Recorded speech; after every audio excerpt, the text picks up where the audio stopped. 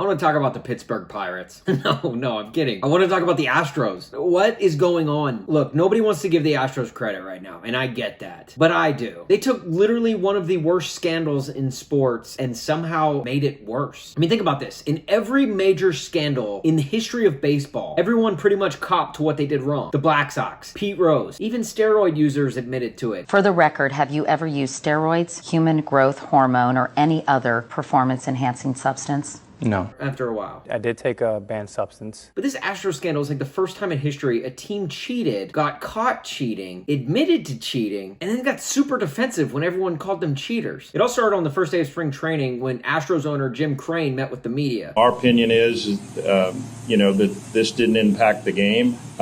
We had a good team. We won the World Series, and we'll leave it at that. Then I love the follow-up a little bit later. ESPN's Jeff Passan was like, what exactly did you mean when you said it didn't impact the game? Did you say you feel like this didn't impact the game? And what do you mean by that?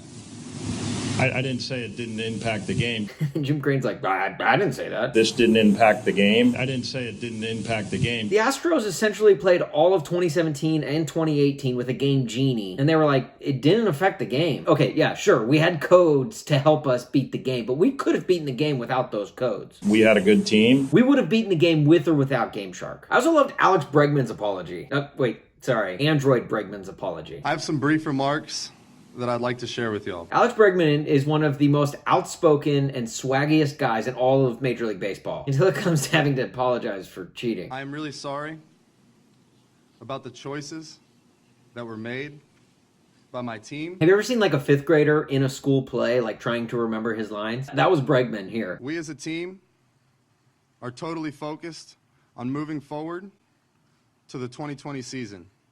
Thank you. The freaking Pirates of the Caribbean think Bregman looked robotic there. Thank you for giving me this platform to apologize. Then you've got Jose Altuve, and Jose kept it short, which is pretty on brand for him. He's like 5'2". The thing I loved about this one is that throughout Altuve's entire apology, he kept his hands on his hips. The whole Astros organization and the team feels bad about what happened in 2017. If you can keep your hands awkwardly on your hips throughout your entire statement and or apology, that's your first sign that it's not long enough. And our team is determined to bring back a championship to Houston in 2020. Thank you. All this team had to do was apologize and look, I don't know, somewhat remorseful, and it would have helped kill this whole thing down. But instead, Bregman comes out looking robotic, Altuve comes out with his hands on his hips, and Jim Crane, Jim Crane's just basically like, look, we're World Series champs.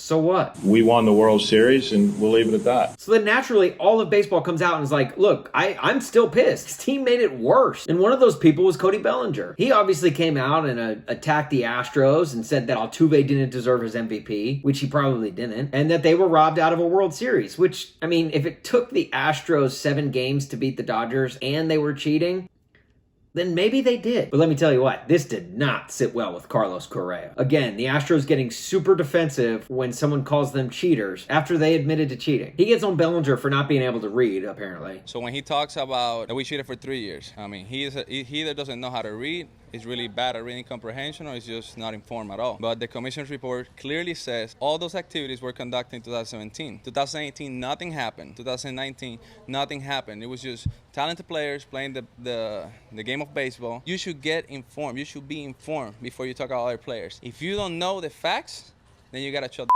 And then Ken Rosenthal hits him with this follow-up. Carlos, 2018, you guys were using the replay room. Report says the players were doing this. That we're using what? The replay room to decode signs and then use them out on the field. No, and what I know as a player is that when in 2018, we from second base will try to get the signs, which is not illegal. It's what players do. The commissioner's report still said you used the replay room.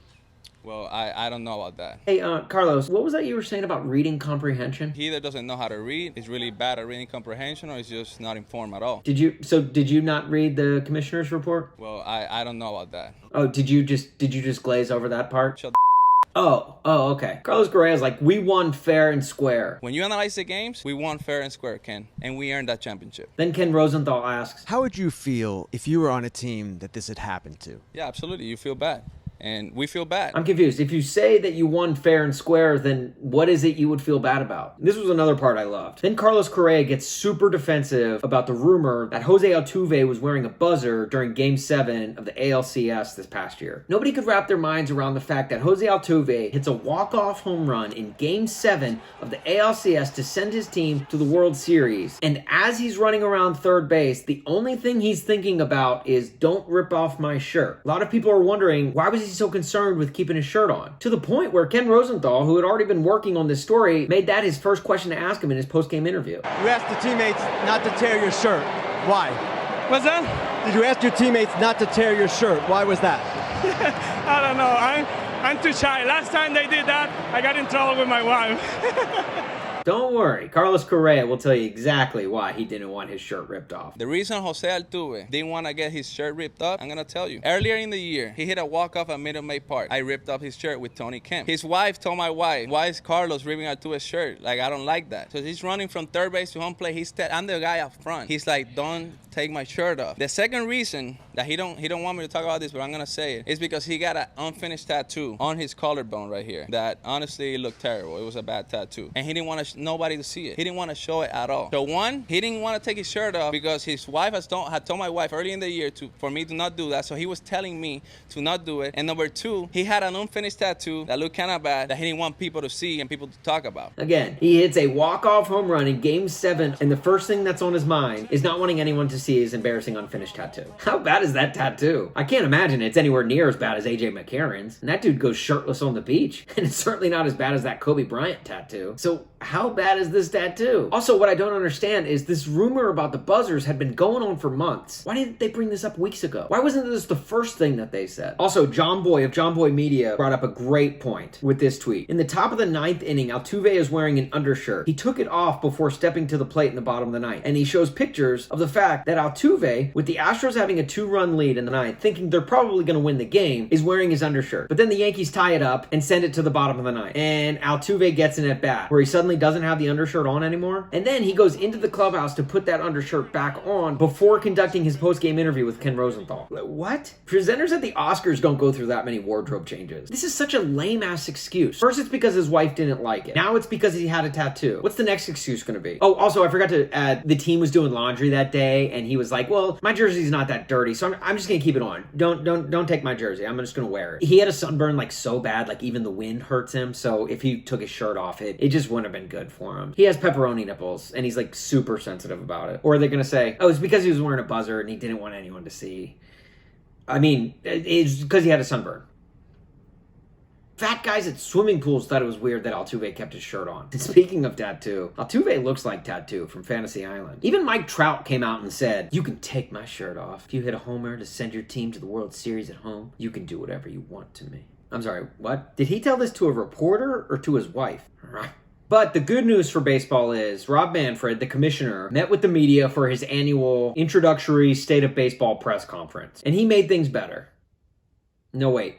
Sorry. He made things worse. Now, if you missed it, it's probably because it wasn't televised. MLB Network didn't want to cut into their airing of Bull Durham, which is important because they haven't aired that movie since, like, what, yesterday? Seriously, it's one of the most important press conferences that Manfred will probably give this year, and MLB Network's too busy like, nah, wait, Nuke Lelouch, huh?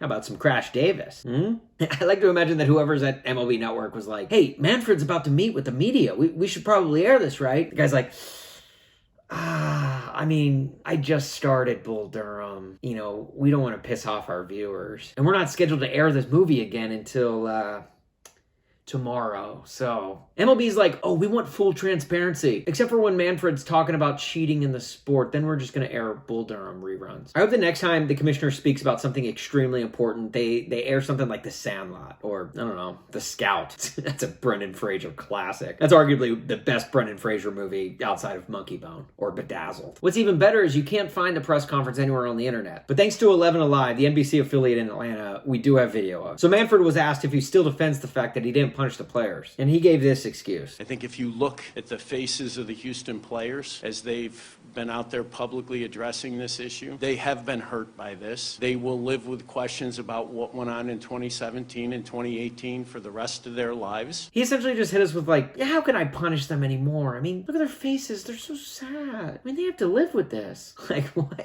Keep in mind that this press conference came after the fact that Manfred called the World Series trophy a piece of metal. You really expect me to take back a piece of metal from them? So you've got a trophy in the sport that's named after the commissioner that teams fight 162 games and an entire month of postseason baseball for. And he's just like, yeah, it's just a piece of metal. I mean, power move, I guess. Really, like, as this press conference went on and on, he kind of got a little more testy with reporters. We were not at least talking about that, we probably wouldn't be doing our jobs. You know, congratulations, you got a private letter that, you know, I sent to a club official. Nice reporting on your part. Minor League Baseball has chosen to mischaracterize the discussions in an effort to try to put public pressure on them. Okay, if I was a wise guy, I'd say one question per customer, but I'll answer them both. How about that? If I was in a world where I could have found all the facts without granting immunity, I would have done that. Rob Manfred, to me, seems like the kind of guy who just doesn't want to have to deal with a lot of work. Like, whenever like a paper gets put on his desk, he tries to get rid of it immediately. So he's not going to suspend players, because then those players are going to file grievances, and he doesn't want to have to deal with all that paperwork. In fact, that's what both the Astros and Rob Manfred are trying to do. They want this whole thing to just go away, and it's not going to anytime soon, especially the more that they open their mouths. Hell, it's been over 100 years since John Cusack, Charlie Sheen, and the gang threw the 1919 World Series, and we're still talking about it. This has been really fun, but I'd like to move on to other topics at some point. Yeah, I don't think that's going to happen anytime soon there, Bobby.